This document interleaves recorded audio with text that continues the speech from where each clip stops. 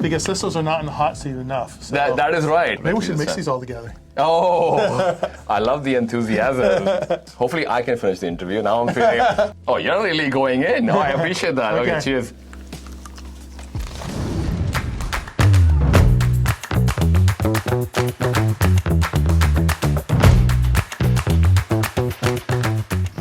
Welcome to this unnamed show so far from Cloud Security Podcast. Today I have Merlin. For people who don't know you, Merlin, how would you describe your journey into cybersecurity, and tell us a bit about yourself as well?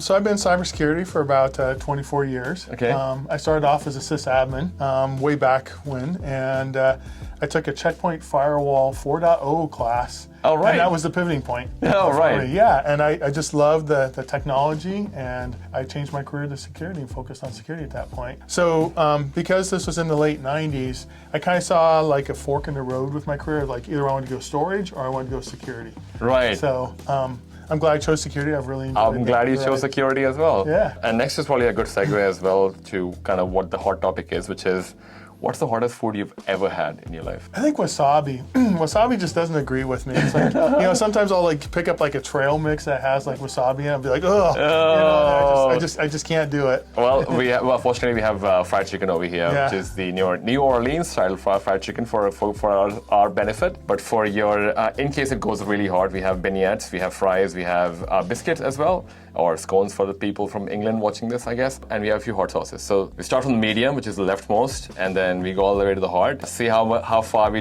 last before we're gonna go, okay, that's it. We're cutting the feed. Hopefully it doesn't turn out to be the hottest food that you've ever had, but we'll get there. Because CISOs are not in the hot seat enough. So that is right. CISOs are not. So we have to do this too. Okay. Actually, I didn't think about that part. CISO on the hot seat. That's a good name for the show. I probably should rename the show from the unnamed show to CISO on the hot seat. I like that. But then I have to get royalty. Oh, don't say that. Well, I can offer you food.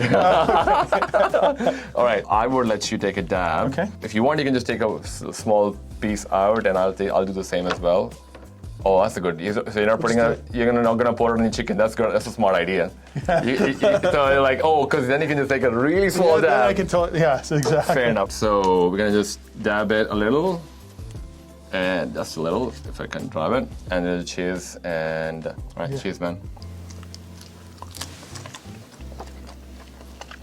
That was medium. What do you think? Yeah, that's not too bad. Oh, cool. All right, so we still have you with us. I eat a lot of Mexican food. Yeah, okay, there you go. That would definitely help. So if you weren't a CISO, what profession would you have taken? So it depends on what stage of my life was. So like when I was in high school, I thought I'd be a sound engineer, of all things. All right. And then I went to college and majored in chemistry for the first semester. And I changed to psychology.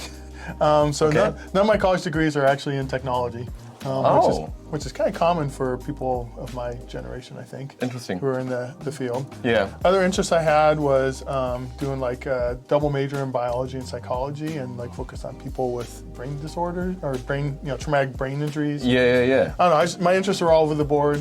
Just come back to technology. I remember when I was in middle school, and we had, I'm old, so our computer that we had in our classroom was an Apple IIe. Oh, wow. And I was so excited because our teacher was going to take the cover off it so I could see inside of the computer. I was just like so excited about it to do that. Yeah, like what makes this thing tick? Yeah, it was really fascinating at the time. My God. Wait, so are you still like dabbing into the biology and psychology at all?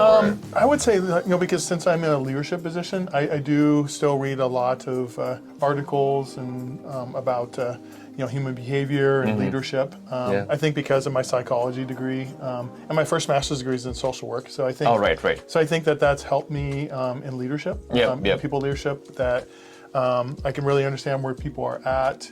Because I think it's easy for people to be like, well, why is this person failing in their job? Well, I kind of step back and take more of a holistic view. But like, do they not have the right tools for the job? Is something going on at home? Something's going on, because I always assume that people have the best intentions, that people don't seek out to do a bad job. That there might be other factors, and then until they prove me wrong, because then sometimes there are people who just are unmotivated and it's just not the right job for them. Fair enough. Talking about motivation, let's just go for the next jab. That's mango and habanero sauce. Apparently supposed to, this is the next level. We'll find out. As Merlin, I'm gonna just dab it on top of it. Maybe we should mix these all together. Oh, I love the enthusiasm. Yeah. Wow, you just like literally Really, it came out like water. I'm so glad it's not actually falling on a chicken, because that would be. I'll let you dab yours. That was not my intention. Sure. All right. So, cheers, man. Okay. It hurts in the end. Habanero hurts in the end. How are you feeling? Oh, fine. What? What? Yeah. I'm the one who it's hitting me in the end. I think the mango makes it a little bit less. Hopefully I can finish the interview. Now I'm feeling I feel like you can finish the interview. I can't finish the interview now. Well, I'll just switch back and forth and just review myself. Yeah, you can do that as well. So what do you tell non-technical people what your profession is when you meet them for the first time? So again, since I've been in security for about 24 years, like when I first got started, I'd be like, oh, I just make sure that, computers are, patched or whatever, and people didn't really understand that. But what I've found in recent years is that cybersecurity is actually a pretty commonly known term amongst people outside of the industry even. Right. So I tell people, I was like, oh, I work in cybersecurity. They're like, oh, okay. I never tell them, that I'm a CISO because they wouldn't know what that is. Right. To begin with. But, as I get to know a person more, then maybe I'll dive into it. Like, well, I lead a security program, and, here's what that entails. That's a very simple definition. And that kind of, to what you called out, cybersecurity is a common term. People, when you say cybersecurity, I think, especially people who may have come from information security background, which used to be a thing in the past. I'm sure you've been in the space for long enough to know that. Because I did a master's in information security, and now there's a master's in cybersecurity. It's almost like information security doesn't even exist. Yeah. But cybersecurity, like, oh yeah, I know, cybersecurity is so cool. Like, yeah, there you go. I guess that could be a thing. But as a CISO though, I still refer, internally within the company, I still refer to my team as information security. Oh, okay, right. Because some companies, because I've led, this is my 5th security program I've led in my career, and a lot of companies they look at as IT security. Like, no. It's like there's so much more to it than just IT security. So there's an education that needs to happen amongst people who aren't familiar with it. Wait, so how do you? Would you say information security and cybersecurity are the same, or do you think they're different? Not just by the name, but more. There's a lot more to cybersecurity than just information security, though. I've never thought about that before. I think that people look at cybersecurity as still more like the hoodie hackers, and look at as more technical. Yeah. Whereas I think information security embraces the technical and the non-technical more aspects. holistic, right? Yeah. Whereas like with cybersecurity, if you're like, oh, I work in cybersecurity, and then people are like, what do you specifically do? Oh, I write policies, and they'd be like, oh, I think they'd be a little confused. Whereas like if they say that they work in information security and write policies, I'd be like, oh, okay, that makes sense. Yeah, actually that's true, and I think because people do relate information to data, policies, and all of that as well. So that's a good answer. Before we go, we should probably go for the next one. This is the sauce. This is the sauce that's gonna hopefully. Wait, this time should we up the ante and should we put directly on the chicken? No. I thought you'd fall for it. I'm like, totally. You go for it, man. Okay. Oh, you're really going in. Oh, I appreciate that. Okay, cheers.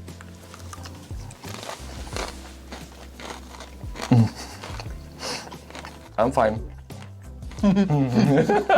How are you feeling? I'm fine. Maybe it's a chicken. He's saying he's fine as the sweat is rolling down your forehead.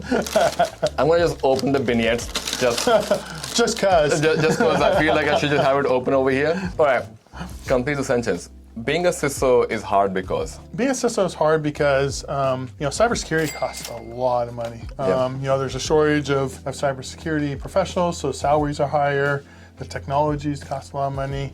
And, it's hard because we're trying to convince the company or organizations that we work for to spend all this money to protect against something that may or may not happen. Yep. Now, the chances are something will happen, but we still don't know. And early in my career, someone, and I don't remember who it was I could give credit to, kind of referred to security as the firehouse. That you invest all this money in the fire equipment and the fire trucks for something that may or may not happen, and cybersecurity is kind of the same way. Yeah, actually that's true, because when people talk about disaster recovery or trial runs or disaster recovery exercise, I normally refer to a fire drill as well. It's the same thing where you're trying to do a fire drill, so in case something happens, you know what to do. Fire! Oh, fire! Oh my goodness! What's the procedure? And kind of like the analogy does extend back to like a fire office, fire station kind of a thing as well. You are kind of a fire station. In case something happens, you should be ready with all the equipment, the water and sand or whatever else that goes with it as well. Wait, so being a CISO is fun because? It's fun because it's a challenge. I don't like routine. And early in my career when I started off as a sysadmin. Yep. Now, granted, I always have to preface this because being a sysadmin is so much more than it was 24 or 25 years ago. Back then, it's like I used to joke that you build your systems and then you come into work after your systems are built. Come in, make sure your backups ran the night before, and stuff is running. And it's like, then what am I going to do for the other 7 hours? Yes. And I know that's overly simplistic, and I know the job is much tougher today than what it was back then. But I just I don't like routine, and so it's always got me on my toes. If you were the CISO of a company that has never had a cybersecurity program, what would be the first thing you would start with in 2023? I would start with what I refer to as the foundational elements of security. So I actually blogged about this recently. A few years ago, a peer of mine and I were having lunch, and we were talking about the basics of security. Antivirus and patching and hardening systems and those sorts of things. And as we were talking, he and I stopped and we're like, I think we're referring to this wrong. We shouldn't be referring to it as basics, because I think basics sends the wrong message that's easy. And those things are very hard. Like when you look at the CIS of number one of know all your hardware assets. That's actually very difficult to do. And so I stopped referring to them as basic and referred to them as foundational. It's like you gotta have a good foundation in place, and those are the foundational elements. So, because I have before my career got into a company and they didn't have much in place for cybersecurity, the first thing I looked for was email security. Since a lot of compromises start from a phishing email, I want to make sure that there's good email filtering in place. Start there. Oh, good one. And talking about foundations as well, we've set the foundation we're on the middle ground for the hot sauces. We need to up one more level. So we have what a jerk sauce. And there's no irony with that. No, totally, there's no irony with this. All right, over to you. And I'm going to pour this in. Well, if you pour it on the side, it's going to blend into the other ones. Well, you need to dab more now, because clearly you're not being affected by this as much as I am. I think you're not taking enough of it, I feel. Okay, is that enough for you? Cheers. Okay.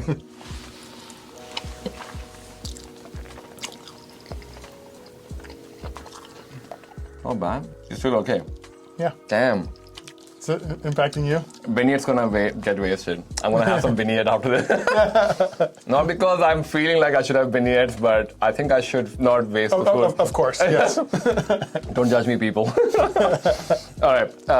If you really loved a cybersecurity framework, which one would it be and why? Referring to CIS. Yeah. I like CIS because I've run programs where I had very little budget, and I did CIS, and it's like, hey, know all your assets. Great. That's it really is still a good place to start. You need to know your assets, so that way you have your antivirus, for example, or MDR now, deployed throughout all your systems. So, and I know some peers who have followed CIS, once they get to the point with know all the hardware assets, and then move on to number two for all the software assets, and they just keep progressing along, and they've been able to build up their security program really well with just going in order that way. And oh, right. And do you find that you also like it because it sounds like there is an order of how things can work, but also is it easier to explain to other people as well what you're working on? Because I think it sounds like sounds straightforward when you say, I just want to make an inventory of the hardware or inventory of all the software. Sounds pretty simple. Anyone can understand it. Nothing about, hey, I need a SIEM or a CSPM or any of those fancy words as well. Yeah, I think it gives some good defined focus, because I think when you go into a company, as a CISO, whether you're the first CISO or if you're replacing a CISO, having that framework just helps you to stay focused, because if you don't have follow like CS or some other framework, then you're just all over the board, like you alluded to. It's like, I need a SIM now. Now I need to worry about zero trust. And now latest I have to worry about ChatGPT. ChatGPT as well. That's right. Yeah. I'm gonna have one more because I've got a few more questions still to go. But before we jump onto it, if CISOs could be a superhero, what would be their superpower? I think to stop. Patch all your systems, fix all the security holes, and then resume time, and then, of course, an hour later, you have to do it again. Oh, so Dr. Strange then, they could change your time. Yeah, exactly. Fair enough. Okay. So that way you can fix all the problems. Cool. All right, talk about problems. The final one, which is the Ghost Pepper. Got this. All right. Ochi. Let's go. It's going to be really interesting. Your nose I'm going to keep the vignette really close to me because I feel like Merlin is doing a better job of hot sauce than I am. Wow, you just did not hold back with that one. I'm like, okay, are you going to take a big dab of it? Considering Sure. Wow, you actually, all right. I think you've been lying about your hot sauce. Oh, no, see, yeah. Oh, yeah, okay, fair enough. You take a long one. No way. This is okay. Mm-hmm. Would you believe that yesterday when I did this was the hottest? I would say, I mean, I'm okay, but it's definitely harder than the other ones because it has a lingering. Oh yeah, I know. On top of the powder, I can still feel like a bit of a chili there. The vignette seems pretty good. I'm gonna. Plus, beignets are just like really good thing. Yeah, I think. So we've got a couple more questions, and I'm definitely gonna jump into the beignet and hold myself. Whew. All right, three words to describe a CISO role. Influencer, salesman, or Yeah. saleswoman, Okay. salesperson, and I think also patient. You know, being in a CISO role, it's like you're trying to get other people to do things, and they're balancing that with the other things they have to do. So like if you're working with a development team to fix code vulnerabilities, they're also trying to roll out new capabilities that brings the company revenue. So it's a balancing act. So I think it's really important to be patient and to also put yourself in their shoes and just, I guess, have some empathy and open communication with those teams. Be like, hey, you know, like for example, when Log4j came out, I'll be like, okay, this is like internet on fire. It's like we have to like, you know, focus all of our attention on fixing this. And that was no problem. And I think CISOs need to understand that you can do that. You just need to be very careful about how often you do that. And make sure you do it for the right reasons, that you're stopping other work to be able to address a security problem. I like that. Influencer, patient. What was the second one? Sales, yeah. Which is also, funny enough, studying the company's security is such a big thing as well. Yeah. And to the board of why you need more budget. Exactly. What's your favorite invention of the modern world? The airplane. The airplane. Why? Yes, I love to travel. Oh, right. Yeah. I haven't been to too many countries yet. I've only been to 8 countries so far, but my favorite so far has been Nepal. Oh, right. Oh, wait, did you go to Mount Everest? No. I didn't do Mount Everest, but we were on they call it the Everest Base Camp Trail, EBC. Oh, you did that? And so we did that, and we're going towards base camp, and we didn't make it that far because of altitude sickness, but... oh, yeah, fair enough, okay.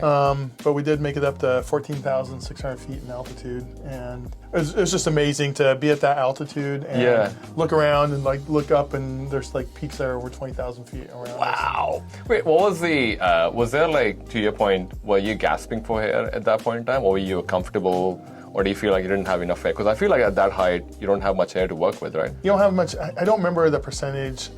There's a whole scale of like how much less oxygen you have as you go up. I was okay. My spouse actually got altitude sickness, so we had to turn around. Okay, right. But 14,000 feet, we have 58 peaks in Colorado there, over 14,000 feet. So, wow. So we hike up those. But what was different about the Nepal trip is that you keep going up in altitude every day. Oh. In Colorado, it's like we live at about 5,800 feet in altitude. Yeah. We drive up to a mountain, we hike up, do a 14,000 foot peak, and then come back down to 5,800 feet. So your body doesn't have to keep adjusting like every day as you keep going. All right, but with the Nepal one, every day it just basically, okay, higher altitude, higher. right. Yeah. Oh, wow, yeah, that I can imagine. But it was a lot of fun. The people were amazing. So the most beautiful mountains I've ever seen in my life. Can't wait to do it one day. According to you, my tongue is just like the chili. Do you need some more ghost pepper? Yeah, I need some ghost pepper and some vignette most likely.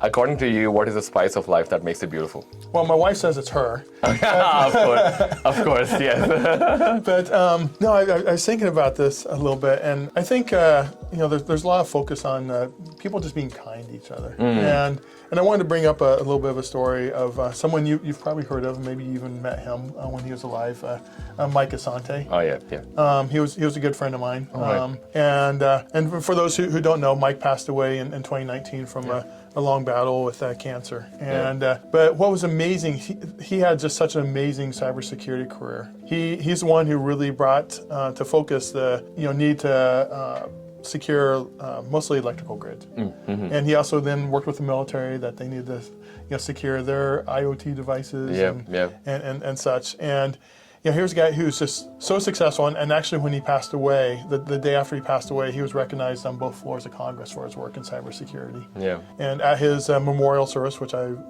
was able to attend, a former Secretary of the Navy came and spoke. Wow. So, I mean, here's a guy who's just like, so successful, so early in life, and but he was just like, the kindest, most humble person that I knew. And I think it's something that we should all keep in mind, let alone those of us in cybersecurity. I think there's a lot of egos in cybersecurity. Yeah. And, as with anything, there's always someone who's going to be better than you. Yeah, of course. And I think just, be kind to each other. And as I've been in my career for, quite some time is, part of being kind is helping other people, mentoring other people to become leaders and to be, successful in their cybersecurity careers. Yeah, appreciate that. Thank you for sharing that. Yeah. Where can people find you on the internet to talk more about cybersecurity leadership and hot sauces? You can find me on LinkedIn. The same name? Yeah. Yep. I'll put the link in the comment as well. Yeah. Well, thank you so much for coming, and thank you everyone for watching as well. I hope you enjoyed this